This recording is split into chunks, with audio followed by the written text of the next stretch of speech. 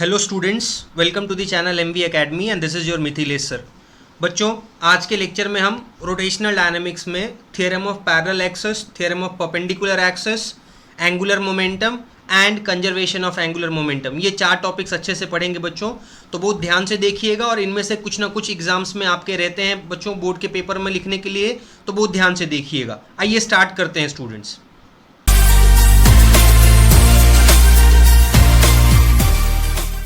देखिए, theorem of parallel axis पे question क्या आता है बच्चों, ध्यान से देखिएगा। थ्योरम ऑफ पैरेलल एक्सिस पे क्वेश्चन क्या रहता है, state and proof theorem of parallel axis about moment of inertia. ठीक है, तो पहले मैंने आपको स्टेटमेंट लिख के दिया हुआ है। ठीक है, स्टेटमेंट क्या होता है बच्चों, ध्यान से देखिए। The moment of inertia I not, ठीक है, of an object about any axis, किसी भी एक एक्सिस से मोमेंट ऑफ इनर्शिया जिसको हमने क्या रिप्रेजेंट किया बच्चों, आई not. So the moment of inertia I naught of an object about any axis is the sum of its moment of inertia IC about an axis parallel to given axis and passing through the center of mass। तो बच्चों, किसी भी एक axis के parallel हो अगर कोई दूसरा एक्सिस और कहां से पास करता हो, सेंटर ऑफ मास से, तो उसके अगर मोमेंट ऑफ इनर्शिया को मैं आईसी रिप्रेजेंट करूं तो मेरा आई नॉट जो है, I naught moment of inertia of an object about any axis, it is nothing but the sum of its moment of inertia IC about an axis parallel to the given axis and passing through the center of mass and the product of mass of the object and square of distance between the two axes। ठीक है, सो mathematically बच्चों हम इसको कैसे लिखेंगे, I naught is equal to I C plus M H square. ये हमको verify करना है। ठीक है बच्चों, ये इस पूरे थ्योरम का ये बच्चों फॉर्मूला हो गया कि I naught is equal to I C plus M H square. ठीक है, ये पूरे स्टेटमेंट का हमको फॉर्मूला हो गया और हमको ये वेरीफाई करके देखना है कि हमको I naught is equal to I C plus M H square मिल रहा है कि नहीं मिल रहा है। ठीक है, अब आइए इसको ड्राइंग में समझा देता हूं बच्चों आपको। पहले यहाँ ध्यान दीजिएगा ड्राइंग पे बच्चों। सपोज कीजिए ये आई नॉट जो है ये मोमेंट ऑफ इनर्शिया है about any axis which is passing through point O. ठीक है, और मान लीजिए कि ये हमारा पॉइंट सी जो है वो सेंटर ऑफ मास है। तो मैंने क्या किया है, इस एक्सिस के पैरेलल एक एक्सिस यहाँ पे बनाया है, देखिए। सो एमओपी, इस एक्सिस के पैरेलल मैंने एक एसीबी एक्सिस बनाया है जो कहाँ से पास कर रहा है, सेंटर ऑफ मास से। अब आईसी जो है वो मोमेंट ऑफ इनर्शिया हो गया यहाँ पे और आई नॉट जो है ये मोमेंट ऑफ इनर्शिया हो गया यहाँ पे।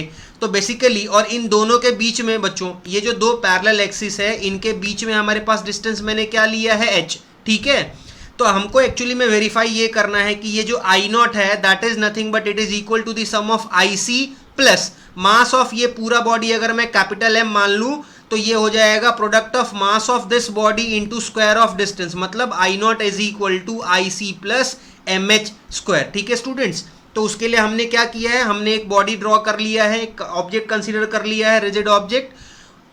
आई नॉट जो है वो मोमेंट ऑफ इनर्शिया है एमओपी वाले एक्सिस से और एसीबी जो है it is parallel to MOP drawn. ठीक है, which is passing through centre of mass C, उसका मोमेंट ऑफ इनर्शिया मैंने आईसी से रिप्रेजेंट किया है बच्चों। फिर इन दोनों पैरेलल एक्सिस के बीच में जो डिस्टेंस है उसको मैंने एच से रिप्रेजेंट किया है। ठीक है, सो ओसी जो है आपका या सीओ, आप जैसे बोलना चाहे बोल सकते हैं बच्चों, सीओ का वैल्यू जो है वो किसके बराबर हो गया, एच के बराबर। और मैंने क्या किया है बच्चों, ध्यान से देखना, मैंने एक पॉइंट डी लिया है जिसपे मैंने ये पूरे बॉडी का जो टोटल मास एम था उसका एक एलिमेंटल मास मैंने यहाँ पे कंसिडर कर लिया है डीएम। ठीक है, ये एलिमेंटल मास डीएम जो है छोटा सा मास बच्चों, ठीक है, वो मैंने यहाँ पे कंसीडर कर लिया और मैंने ओ से डी को कनेक्ट किया, फिर मैंने सी से डी को कनेक्ट किया, ओसी ऑलरेडी था हमारे पास और मैंने क्या किया, इस ओसी वाले लाइन को आगे प्रोड्यूस किया एन तक, सो दैट मैं डी से N, D N perpendicular drop करूं ओसी वाले लाइन पे। ठीक है, so D N is basically perpendicular drawn to line OC produced till point N. ठीक, अब आपको ड्राइंग से क्या समझ में आ जाएगा बच्चों, ध्यान से देखोगे तो ओडीएन ये एक बड़ा राइट एंगल ट्रायंगल हो जाएगा और ट्रायंगल सीडीएन ये एक स्मॉल राइट एंगल ट्रायंगल हो जाएगा। बाद में हम इसको यूज करने वाले हैं बच्चों, तो बहुत ध्यान से देखिएगा। ठीक है, एक बार थियरी आपको बताते चलता हूं बच्चों, ध्यान से देखिए। Consider an object of mass M as shown in figure, axis MOP is any axis passing through point O, जैसा मैंने ड्राइंग में आपको समझाया। Axis ACB is passing through the centre of mass, C से पास कर रहा है जो कि सेंटर ऑफ मास है, parallel to the axis MOP and at a distance, कितने डिस्टेंस पे है बच्चों, एच डिस्टेंस पे है फ्रॉम सी, राइट। इसीलिए हमारा सीओ का वैल्यू किसके बराबर हो गया, एच के बराबर हो गया।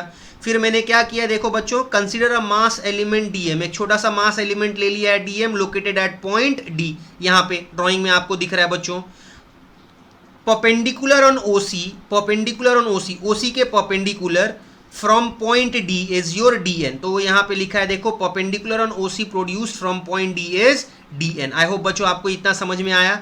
आइए आगे चलते हैं, ध्यान से देखिएगा बच्चों। अब थोड़ा ध्यान देना बच्चों, मोमेंट ऑफ इनर्शिया ये जो आई नॉट है ये क्या रहता है, it is nothing but integration of this mass from distance this, right. Similarly अगर आईसी के लिए निकालूंगा तो ये integration of this mass into distance this. तो देखो बच्चों क्या लिखा है मैंने यहाँ पे, ध्यान से देखना, moment of inertia of object about the axis MOP, MOP axis के अक्रॉस निकालना है, उसके अक्रॉस हमने मोमेंट ऑफ इनर्शिया क्या रखा, आई नॉट। तो आई नॉट इज इक्वल टू क्या हो गया, integration of OD square DM. इसको मैंने इक्वेशन 1 बता दिया बच्चों, एक बार ड्राइंग में देख लेना, इस एक्सिस से इस डीएम का डिस्टेंस कितना है, ओडी। तो मास जो है ये है डीएम और ये डिस्टेंस है ओडी। तो हमने आई नॉट जो है, आई नॉट ये क्या हो जाएगा, integration of OD square DM, ठीक है। सिमिलरली अगर हमको आईसी लिखना है तो हम ड्राइंग से क्या लिख सकते हैं, देखो इस एक्सिस से इसका डिस्टेंस क्या है, सीडी। तो मैं लिख सकता हूं कि IC is nothing but integration of C D square DM. आइए बच्चों देखिए, ध्यान से लिखा है मैंने, तो moment of inertia of the object about the axis ACB is nothing but IC is equal to C D square DM. इसको मैंने इक्वेशन 1 बना लिया, इसको मैंने इक्वेशन 2 बना लिया, ठीक है बच्चों। आई होप आपको ये समझ में आया। अब जैसा मैंने आपको ड्राइंग में समझाया था बच्चों, ये छोटा वाला राइट एंगल ट्रायंगल देखो, from figure in triangle this triangle हम क्या लिख सकते हैं, ये वाला आपका हाइपोटेनस है, ये आपका बेस हो गया, ये आपका अपोजिट हो गया, right. So hypotenuse square is equal to base square plus opposite square. तो हम यहाँ पे क्या लिख सकते हैं, देखो बच्चों, from figure in triangle DCN by Pythagoras theorem C D square जो है वो किसके बराबर होगा, C N square plus N D square की। एक बार वापस ड्राइंग में देख लो, C D square is nothing but C N square plus N D square, ठीक है बच्चों। तो ये हमारा इक्वेशन नंबर 3 हो गया, ठीक। अब जैसे हमने इक्वेशन नंबर 3 बताया, ड्राइंग में एक बार देखो बच्चों, ये हमारा बड़ा वाला जो ट्रायंगल है, ट्रायंगल ओडीएन, ये भी तो एक राइट एंगल ट्रायंगल है, हम इसमें भी पाइथागोरस थ्योरम यूज कर सकते हैं। तो हम पाइथागोरस थ्योरम से इसमें क्या लिखेंगे, OD square is equal to O N square plus N D square.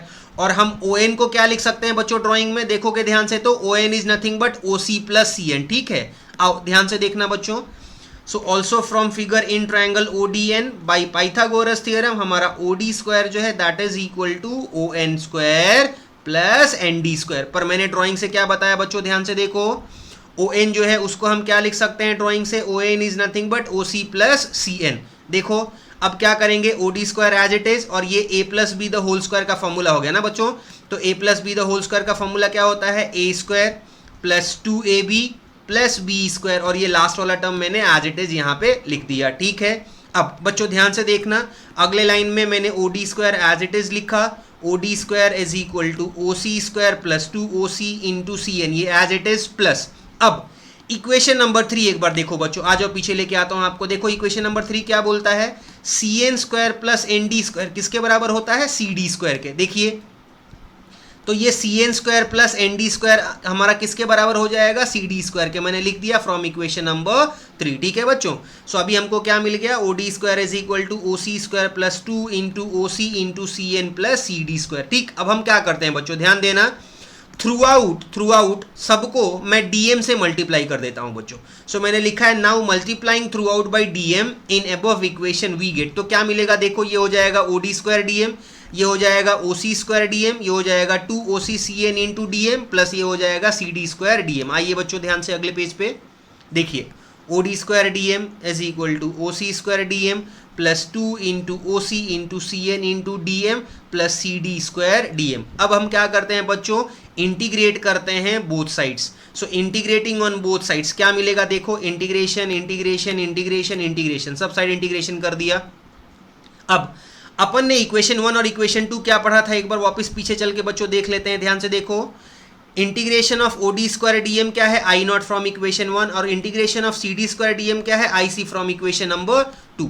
आइए बच्चों ये यूज करूंगा अभी यहाँ पे, ध्यान से देखिए, ये देखिए integration of O D square D M from equation 1 ये क्या हो गया, आई नॉट, और integration of C D square D M from equation number 2 क्या हो गया, आई सी। तो बाकी एज इट इज लिख दिया, देखो ये हो गया आई नॉट, ये एज इट इज कॉपी किया प्लस ये एज इट इज कॉपी किया प्लस ये क्या हो गया हमारा IC from equation 1 and equation 2, और ये पूरे इक्वेशन को मैंने इक्वेशन नंबर 4 बोल दिया बच्चों। ठीक, आई होप आप सबको बच्चों समझ में आया होगा। आइए अगले पेज पे चलते हैं बच्चों, ध्यान से देखिएगा। अब integration of OC square DM जो है बच्चों, इसमें हमने स्टार्ट में क्या सीखा है, देखो ड्राइंग एक बार देख लो। ओसी जो है उसको हमने एच बोला है ड्राइंग में, देखो बच्चों एक बार ध्यान से यहाँ आ जाना। देखो ओसी को हमने क्या बोला हुआ है, एच बोला हुआ है, और डीएम जो है वो छोटा मास है। इसका इंटीग्रेशन करूंगा तो क्या हो जाएगा, total mass of the body which we have taken as capital M. ठीक है, तो आ जाओ बच्चों बैक टू हमारा वो पेज, एक बार ध्यान से समझना बच्चों, इंपॉर्टेंट है। तो मैंने क्या लिखा है, integration of OC square DM is nothing but OC के जगह पे एच डाल दिया, तो ये हो गया H square DM, H square constant बाहर चला गया। Integration of DM is nothing but total mass of body which is capital M. मतलब मेरा integration of OC square DM जो है वो किसके बराबर हो गया, एम एच स्क्वायर के, और इसको मैंने इक्वेशन नंबर 5 बोल दिया बच्चों। ठीक, अब एक इंपॉर्टेंट कंसेप्ट आने वाला है बच्चों, ध्यान से देखिएगा। एक बार ये इक्वेशन मिल गया, integration of OC square DM is equal to M H square, equation 5, तो अब हम बच्चों क्या लिख सकते हैं, देखो सिंस सी एन क्या था, distance of point from centre of mass, बराबर, सी से एन का डिस्टेंस है। So C N is the distance of a point from the centre of mass, centre of mass से है ये distance, and we know that any mass distribution is symmetric about the centre of mass. सारे mass distribution क्या होते हैं, symmetric. इसकी वजह से हम क्या लिख सकते हैं कि from definition of centre of mass integration of C N into D M, ये पूरी वैल्यू जो है वो क्या हो जाएगी, 0, बिकॉज हमारा मास डिस्ट्रीब्यूशन जो है वो सेंटर ऑफ मास से सिमेट्रिक होता है, इसीलिए हम integration of C N into D M क्या लिख सकते हैं, 0। अब आ जाओ अगले पेज पे बच्चों, ध्यान से देखना। हमारे पास एक टर्म क्या बचा हुआ था, integration of 2OC CN into D M. 2OC को मैं बाहर लिख दिया, तो ये हमारा क्या बचा, integration of CN into D M, और ये हमने अभी अभी हमारे कंसेप्ट से हमने क्या पढ़ा, 0। तो अगर मैं ये पूरे वैल्यू को 0 से लिख दूं, देखो इसलिए बच्चों अलग कलर से यहाँ पे लिखा हुआ ताकि आपको समझ में आए। ये integration of CN into D M का वैल्यू 0 हो गया, क्योंकि सेंटर ऑफ मास से बॉडी जो रहता है उसका मास सिमेट्रिक होता है, और अगर ये 0 हो गया तो 0 इंटू एनीथिंग गेट्स 0, मतलब ये पूरा इंटीग्रेशन का वैल्यू क्या बन गया बच्चों, 0। इसको मैंने इक्वेशन नंबर 6 बना लिया। आई होप आपको इतना सारा सब कुछ समझ में आया बच्चों। अब हम क्या करेंगे, ये इक्वेशन नंबर 6 और पहले जो हमने इक्वेशन नंबर 5 निकाला है, ये दोनों उठा के हम ये जो इक्वेशन नंबर 4 है हम इसमें पुट कर देंगे। ठीक है, तो ये वाला जो है इक्वेशन नंबर 6 और 5 जो है, ये देखो इक्वेशन नंबर 5 से ये क्या बन जाएगा, एम एच स्क्वायर, और इक्वेशन नंबर 6 से ये क्या बन जाएगा, 0। आइए बच्चों देखिए हमने क्या लिखा है अब। तो जब हमने ये पुट किया, now putting equation 5 and equation 6 in equation 4, हमको क्या मिलेगा बच्चों, ध्यान से देखो। ये हो जाएगा I naught is equal to M H square plus 0 plus I C, यानी हम लिख सकते हैं I naught is equal to I C plus M H square. ठीक है बच्चों, आई होप आपको ये समझ में आया। सो this is the mathematical form of the theorem of parallel axis. बहुत इंपॉर्टेंट होता है पेपर में बच्चों, बहुत बार बोर्ड के पेपर में ये आया। ठीक है, अब आइए हम थ्योरम ऑफ परपेंडिकुलर एक्सिस पे चलते हैं बच्चों, ध्यान दीजिएगा। देखिए थ्योरम ऑफ परपेंडिकुलर एक्सिस बच्चों क्या रहता है, बहुत ध्यान से देखिएगा। इसका भी क्वेश्चन कैसा रहता है, state and proof theorem of perpendicular axis about moment of inertia. तो ये जो थ्योरम ऑफ परपेंडिकुलर एक्सिस होता है ना बच्चों, ये खाली लैमिनार ऑब्जेक्ट्स के लिए होता है। लैमिनार ऑब्जेक्ट में आपका डिस्क आ सकता है, सीट आ सकती है, कोई भी ऐसा चीज जो प्लेनर होता है। ठीक है, तो पहले इसका स्टेटमेंट देखते हैं बच्चों, ध्यान से देखिएगा। The moment of inertia of a laminar object, planar object, ठीक है। So the moment of inertia of a laminar object about an axis, कौन से एक्सिस के अक्रॉस लिख रहा हूं मैं, z के across. So the moment of inertia of a laminar object about an axis z perpendicular to its plane is the sum of its moment of inertia about its two mutually perpendicular axes x and y in its plane where all the three axes being concurrent। That is, हम mathematically इसको कैसे represent कर सकते हैं बच्चों, ध्यान से देखो। I Z is equal to I X plus I Y, where X Y plane के परपेंडिकुलर हमारा क्या हो, जेड एक्सिस, और ये तीनों एक्सिस क्या होने चाहिए, कॉनकरेंट। अब इसको ड्राइंग में समझेंगे बच्चों, इस स्टेटमेंट को ध्यान से देखो। यहाँ पे ड्राइंग देखना, ये आपका जेड एक्सिस हो गया which is perpendicular to the plane containing X axis and Y axis. So ये आपका एक्स एक्सिस है, ये आपका वाई एक्सिस है, और ये जो मैंने बनाया this is a plane containing X axis and Y axis, and मेरा Z axis is perpendicular to this. ठीक है बच्चों, अब ध्यान से देखना, मैंने क्या किया है, मैंने एक बॉडी कंसिडर किया है, रिजिड बॉडी जिसका मास कैपिटल एम है। उस मास कैपिटल एम का एक छोटा सा एलिमेंट डी एम मैंने किसी पॉइंट पी पे कंसीडर किया है, ये हमारा एक्स एक्सिस हो गया, ये वाई एक्सिस हो गया, ये जेड एक्सिस हो गया, ओ जो है वो हमारा ओरिजिन या सेंटर पकड़ लो पूरे बॉडी का, ओ ओरिजिन पॉइंट हो गया एक्सिस के लिए, ठीक है। और बच्चों ये P से M का डिस्टेंस जो है ये मैंने y लिया, तो ड्राइंग आपको क्या सजेस्ट करता है, ON का डिस्टेंस भी y हो जाएगा क्योंकि ये एक पैरेललोग्राम जैसा दिख रहा है। और आपका ये जो है ये वाला डिस्टेंस PN ये मैंने x लिया है, तो आपका MO वाला डिस्टेंस भी x हो जाएगा। और ध्यान रखो कि ड्राइंग में ये P से M का जो लाइन ड्रॉप किया है मैंने एक्सिस पे, it is perpendicular to x axis, and PN which is drawn on OY axis is again perpendicular. So PM is perpendicular on OX and PN is perpendicular on OY, ठीक है। सो मतलब ये वाला triangle और ये वाला triangle, triangle OMP और triangle ONP, ये दोनों राइट एंगल ट्रायंगल हो गए, ठीक है बच्चों। ये हम यूज करने वाले हैं आगे, इसीलिए इसको ध्यान रखिएगा। तो एक बार थियरी देख लेते हैं बच्चों, ध्यान से देखना। Consider a rigid laminar object able to rotate about 3 mutually perpendicular axes, which one? X, Y and Z. Axis X and Y are in the plane of the object as I said in the drawing, while the Z axis is perpendicular to it, correct? And all are concurrent at point O. Consider a mass element dm located at any point P. तो मान लो कोई एक point P पे हमने एक elemental मास ले लिया dm, ठीक है बच्चों। आइए आगे ध्यान से देखिएगा बच्चों। फ्रॉम फिगर मैंने क्या बोला, pm किसके बराबर है, y के, और pn किसके बराबर है, x के। Are perpendiculars drawn from point P on x and y axis. एक बार ड्राइंग देख लो, तो पॉइंट P से ये जो है ये परपेंडिकुलर है इस पे, और ये परपेंडिकुलर है इस पे, और ये आपका y के बराबर है, ये आपका x के बराबर है। और ड्राइंग से ही हम इसका वैल्यू इसके बराबर लिख सकते हैं और इसका वैल्यू हम इसके बराबर लिख सकते हैं। तो आओ ध्यान से देखो। Also we can write P M जो है वो किसके बराबर, एन ओ के यानी कि y, इसको इक्वेशन 1 ले लिया, और पी एन जो है वो किसके बराबर, एम ओ के यानी कि x, ये हो गया हमारा इक्वेशन नंबर 2, ठीक। अब बच्चों ध्यान से सुनना, अगर if Ix, Iy and Iz are respective moment of inertia of the body about x axis, y axis and z axis. मान लो Ix moment of inertia है about x axis, Iy moment of inertia है about y axis and Iz moment of inertia है about z axis. तो हम moment of inertia को कैसे लिखते हैं आप सबको पता है। Ix जो होगा that is nothing but distance from x axis का स्क्वायर इनटू एलिमेंटल मास का इंटीग्रेशन। तो देखो Ix जो है हमने क्या लिखा, integration of y square dm, equation number 3। Iy क्या हो गया, इंटीग्रेशन ऑफ y से distance x square dm, equation number 4। और Iz क्या हो जाएगा बच्चों, z एक्सिस से आपके p का एलिमेंट का डिस्टेंस क्या है, OP, सो OP स्क्वायर dm का इंटीग्रेशन, इसको मैंने इक्वेशन नंबर 5 बना लिया। सो this is equation number 3, this is equation number 4 and this is equation number 5, ठीक है बच्चों। अब जैसा मैंने आपको बोला था, from figure in triangle OMP bye Pythagoras theorem. तो एक बार ड्राइंग में आ जाओ बच्चों, ध्यान से देख लो। ये वाला ट्रायंगल की मैं बात कर रहा हूँ, ट्रायंगल OMP में ये देखो ध्यान से, अगर ये आपका परपेंडिकुलर है तो ये आपका क्या हो गया बच्चों, दिस इज योर हाइपोटेनस। तो हम क्या लिख सकते हैं, OP स्क्वायर जो है that is equal to PM square, OP square is equal to PM square plus MO square. PM किसके बराबर है, y के, MO किसके बराबर है, x के। तो हम अब क्या लिख सकते हैं बच्चों, ध्यान से देखना। आ गए हम यहाँ पे, देखो OP square is equal to PM square plus MO square. OP square PM किसके बराबर है, y के, यानी ये हो गया y स्क्वायर। MO किसके बराबर है, x के, यानी ये हो गया x स्क्वायर। ये कहाँ से लिखा मैंने, फ्रॉम इक्वेशन 1 एंड इक्वेशन 2, ठीक है। अब इन सबको मैं किससे मल्टीप्लाई करूंगा, थ्रू आउट DM से। तो देखो लिखा है मैंने, multiplying throughout by DM in above equation we get, क्या मिलेगा, ये OP स्क्वायर DM, ये y स्क्वायर DM प्लस ये x स्क्वायर DM, ठीक। अब दोनों साइड हम क्या करते हैं, इंटीग्रेट कर देते हैं बच्चों।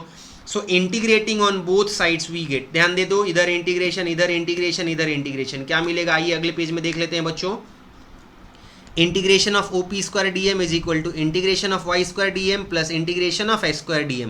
बट हमने इक्वेशन 3, इक्वेशन 4 और इक्वेशन 5 से क्या पढ़ा है, integration of y square DM is Ix, integration of x square dm is Iy and integration of OP square dm is Iz। तो बच्चों हमको क्या मिल जाएगा, therefore Iz is equal to Ix plus Iy, ठीक है। तो हमारा ये हो गया, this is the mathematical form of the theorem of perpendicular axis. I hope आपको थ्योरम ऑफ पैरेलल एक्सिस और थ्योरम ऑफ परपेंडिकुलर एक्सिस बहुत अच्छे से समझ में आ गया बच्चों। एक बार अच्छे से रिवाइज करके इसका नोट्स बना लेना, ठीक है। आओ अब हम एंगुलर मोमेंटम के डेरिवेशन के ऊपर चलते हैं बच्चों, ध्यान देना, ठीक है बच्चों, ध्यान से देखना, स्क्रीन के ऊपर हेडिंग लिखा हुआ है, देखिए, एंगुलर मोमेंटम और मोमेंट ऑफ लीनियर मोमेंटम। ठीक है, दोनों में से कोई भी नाम से आपको पूछ सकते हैं। एंगुलर मोमेंटम जो है वो क्या रहता है, it is also called moment of linear momentum. ठीक है, आइए बच्चों, इसके ऊपर क्वेश्चन क्या हो सकता है, आपको टीचर क्या क्वेश्चन पूछ सकते हैं कि derive an expression for angular momentum of a rotating body, या तो एक दूसरा क्वेश्चन क्या हो सकता है, derive an expression that relates angular momentum with the angular velocity of a rigid body. ठीक है बच्चों, अब ध्यान से समझना इसको, पहले इसका ड्राइंग देखते हैं बच्चों, ध्यान से देखो। तो मैंने देखो एक रिजिड ऑब्जेक्ट ले लिया है बच्चों, ये रिजिड ऑब्जेक्ट या रिजिड बॉडी है। ठीक है, और मैंने क्या किया, देखो ये पूरे ऑब्जेक्ट को हमने मान लिया है कि मान लो ये n नंबर ऑफ पार्टिकल से बना हुआ है। ठीक है, और उन n नंबर ऑफ पार्टिकल्स के मासेस जो है वो m1 m2 mn, और perpendicular distance from axis of rotation जो है वो r1 r2 से लेके rn तक है। ठीक, ड्राइंग आपको दिख रहा होगा, तो एक बार इसका थियरी देख लेते हैं बच्चों, ध्यान से देखिए।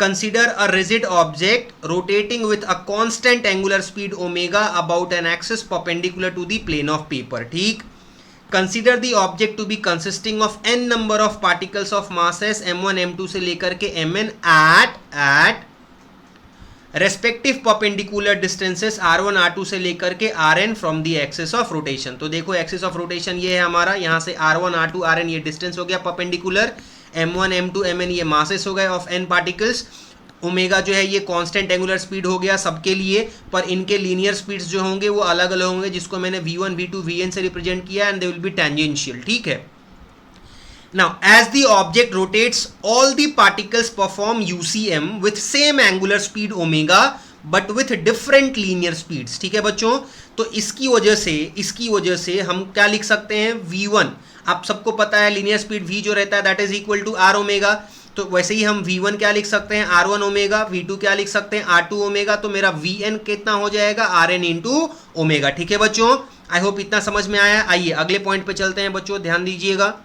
अब पॉइंट नंबर 4 में स्टूडेंट्स देखना, देखो यहाँ पे linear momentum of all the particles can be given as, अब लीनियर मोमेंटम का फॉर्मूला क्या होता है, p is equal to mv, तो वैसे ही अगर मैं p1 लिखूंगा तो मैं क्या लिखूंगा, p1 is nothing but m1 v1। ध्यान से देखो बच्चों, m1 एज इट इज और v1 हमने अभी अभी क्या नक्की किया, ये होता है r1 इंटू ओमेगा, यानी ये मेरा बन गया m1 r1 omega. I hope this is okay बच्चों। सिमिलरली p2 अगर लिखते हैं तो ये क्या हो जाएगा, m2 इंटू v2, यानी ये हो जाएगा m2 इंटू v2 के जगह पे हम क्या लिखेंगे, r2 इंटू ओमेगा, ये बन जाएगा हमारा m2 r2 ओमेगा। ठीक है, अब जैसा मैंने 1 के लिए निकाला, 2 के लिए निकाला, वैसे ही अगर मैं nth पार्टिकल के लिए निकालने जाता तो मेरा pn क्या बनता, देखो ये होता mn vn, वो हो जाता mn इंटू vn के जगह पे मैं लिखता rn इंटू ओमेगा, जो कि मेरा बन जाता mn rn ओमेगा। आई होप बच्चों इतना सबको समझ में आया। ठीक है, तो हमको लीनियर मोमेंटम सारे पार्टिकल्स के लिख लिया हमने। ठीक है, आइए अगले पॉइंट पे चलते हैं बच्चों। अब angular momentum of all the particles is given है। जब एंगुलर मोमेंटम का रिलेशन देखो आप सबने पढ़ा हुआ है, L is equal to R into P होता है।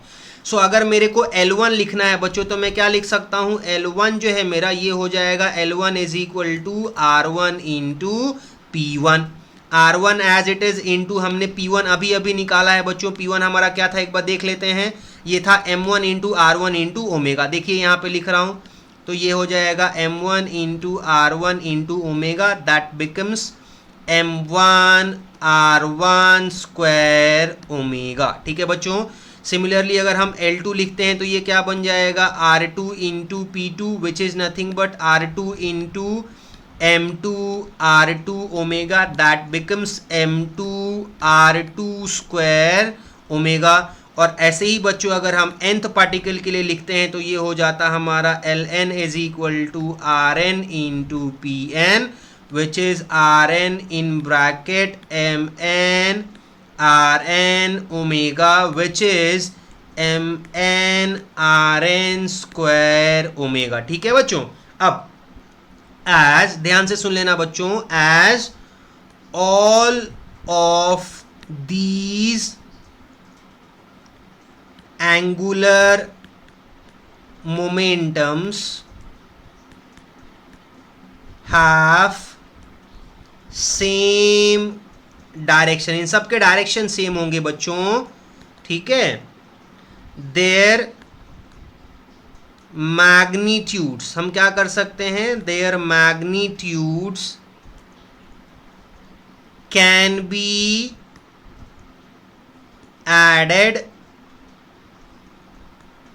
algebraically। ठीक है, हम algebraically उनको सबको ऐड कर सकते हैं। ठीक, तो अब इसकी वजह से क्या हो जाएगा बच्चों, आओ अगले पेज पे ध्यान से देखना, हम क्या लिख सकते हैं, देखो, therefore magnitude of resultant angular momentum of the body is given as, क्या बन जाएगा, L is equal to L1 plus L2 plus ये चलता जाएगा कहाँ तक बच्चों, Ln तक। L is equal to L1 का वैल्यू हमारे पास क्या है, एक बार हम देखेंगे बच्चों पीछे, M1 R1 स्क्वायर ओमेगा, तो मैंने यहाँ पे लिखा इसको M1 R1 square omega plus दूसरा वाला है हमारे पास M2 R2 square omega plus ये चलता रहेगा कहाँ तक जाएगा बच्चों, ये Mn Rn स्क्वायर ओमेगा।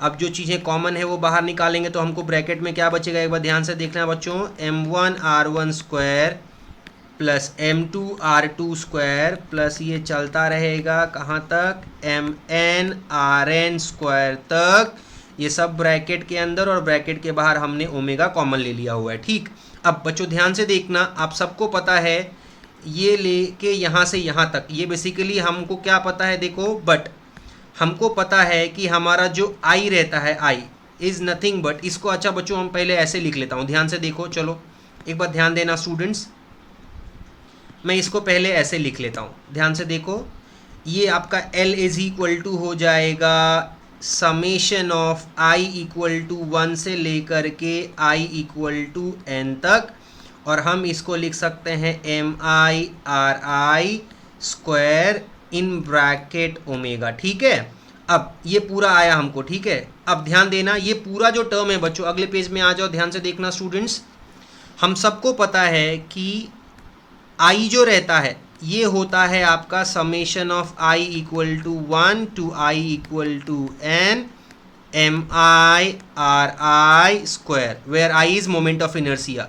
तो इसीलिए बच्चों अब हम क्या लिख सकते हैं, देखो पीछे जाके समझना इसको बच्चों, हमारा L जो है, ध्यान से देखो स्टूडेंट्स, हमारा ये जो L है ये पूरा टर्म जो है वो ये बन गया, और ये हमने किसके बराबर बोला, मोमेंट ऑफ इनर्शिया I के बराबर बोला, मतलब हमारा L किसके बराबर हो जाएगा, I इंटू ओमेगा के ना बच्चों। आ जाओ अगले पेज पे आ जाओ, ध्यान से देखना बच्चों, तो हमने लिख दिया L is nothing but I in bracket into omega and therefore L is equal to I omega.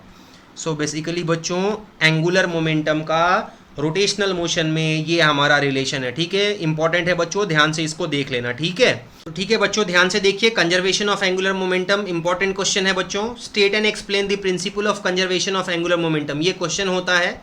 तो पहले प्रिंसिपल की बात कर लेते हैं बच्चों। प्रिंसिपल क्या बोलता है कि angular momentum of an isolated system, किसी भी आइसोलेटेड सिस्टम का जो एंगुलर मोमेंटम रहता है इज कंजर्व्ड, कब, in the absence of an external unbalanced torque. तो अगर कोई अनबैलेंस्ड टॉर्क नहीं लगता होगा, अगर हमारा अनबैलेंस्ड टॉर्क नहीं होगा, एब्सेंस होगा, मतलब जीरो होगा, इन दैट केस मेरा एंगुलर मोमेंटम जो रहता है किसी भी आइसोलेटेड सिस्टम का वो हमेशा कंजर्व रहता है। ठीक है, अब इसको हमको मैथमेटिकली वेरीफाई करना पड़ेगा कि ये होता है या नहीं होता है। ठीक है, तो हम इसके प्रूफ पे चलते हैं बच्चों, बहुत ध्यान से देखना। पहले तो ये फॉर्मूला हमने अभी अभी पढ़ा, देखो, एंगुलर मोमेंटम और the momentum of linear momentum of a system is given by, linear momentum जो रहता है उसका मोमेंट या एंगुलर मोमेंटम एक ही होता है, मैंने आपको पहले ही बोला, एंगुलर मोमेंटम को हम और क्या बोलते हैं, मोमेंट ऑफ लीनियर मोमेंटम। उसको हम वेक्टर फॉर्म में कैसे लिख सकते हैं, नॉर्मली आप मैग्नीट्यूड फॉर्म में L is equal to RP लिखते हो, बट वेक्टर फॉर्म में हम क्या लिख सकते हैं, L vector is equal to R vector cross P vector. ठीक है, अब आओ बच्चों आगे चलो, ध्यान से देखना इसको, वेयर R वेक्टर क्या रहता है, is the position vector from the axis of rotation and P vector is your linear momentum. तो R वेक्टर आपका पोजीशन वेक्टर हो गया, P वेक्टर आपका लीनियर मोमेंटम हो गया, इन दोनों का क्रॉस जो है वो हमारा एंगुलर मोमेंटम या मोमेंट ऑफ लीनियर मोमेंटम कहलाता है। ठीक, अब सेकेंड पॉइंट में मैं क्या करता हूं बच्चों, बहुत ध्यान से सुनना, डिफरेंशिएटिंग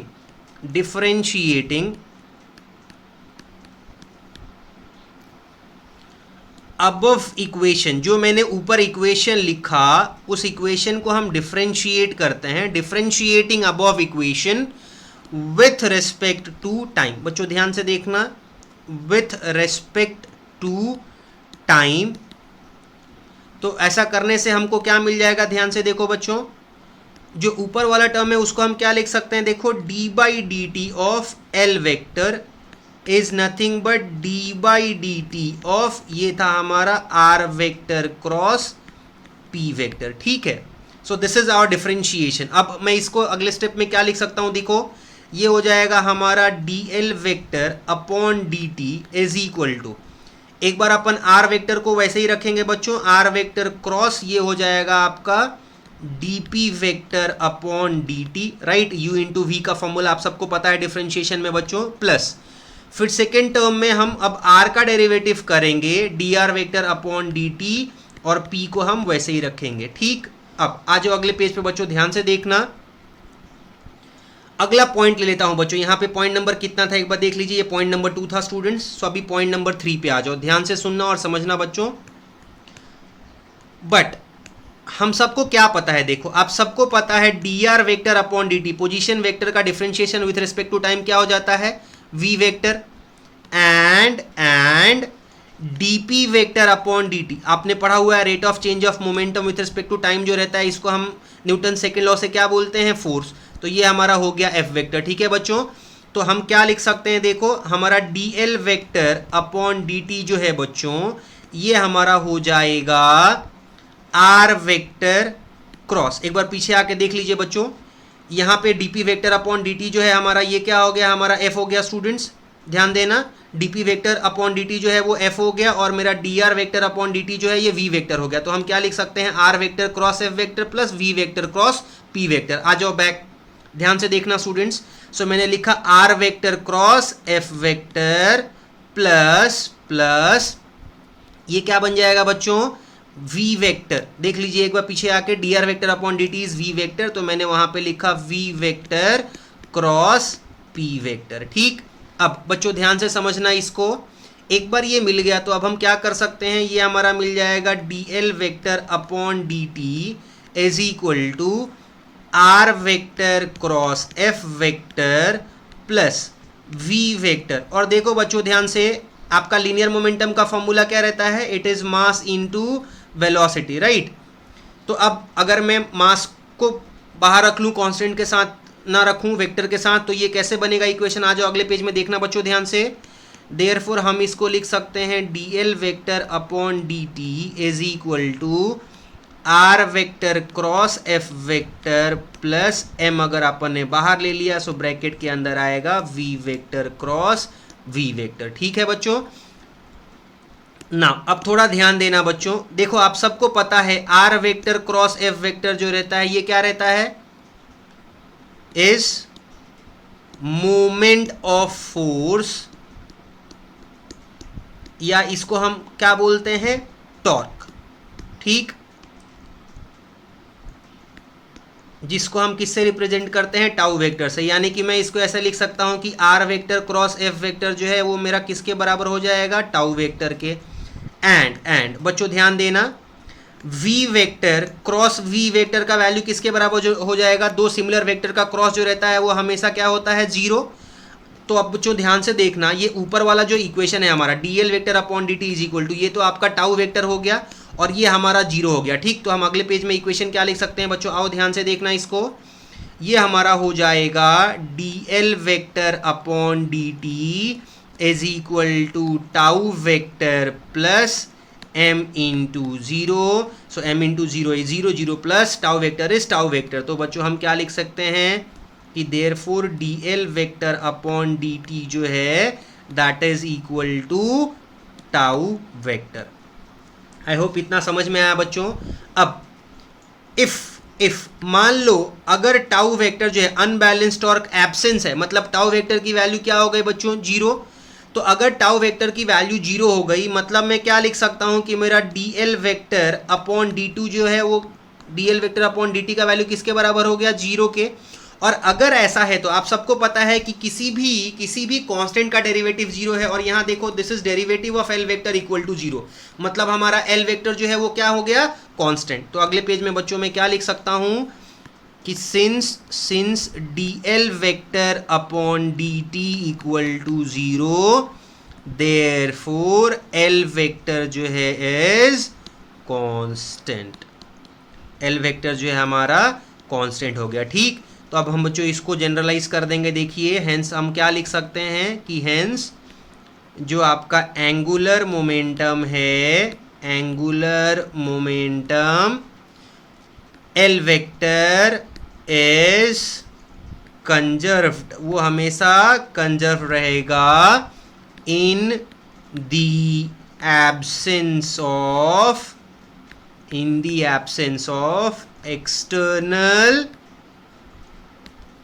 अनबैलेंस्ड टॉर्क, जिसको हमने टाउ वेक्टर से डिनोट किया। आई होप बच्चों आप सबको समझ में आया, ठीक है।